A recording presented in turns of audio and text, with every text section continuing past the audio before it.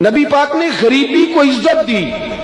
حضرت عبدالرحمن ابن عوف کہتے ہیں میرا ایک دن دل کیا تھا کہ یہ دولتیں چلی جائیں میں غریب ہو جاؤں، حالانکہ امیروں کا کبھی غریب ہونے کو دل میرا کیا تھا کہ کس طرح فرمانے لگے ایک غریب صحابی حضرت سعد انصاری نبی کریم کی بارگاہ میں ملنے کے لیے آئے۔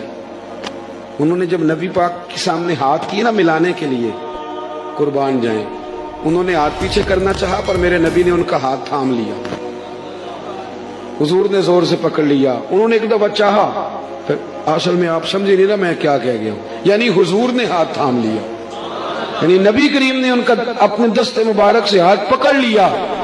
صحابی خاموش ہو گئے، حضور نے پھر ان کا ہاتھ کھولا، فرمایا یہ کیا ہے؟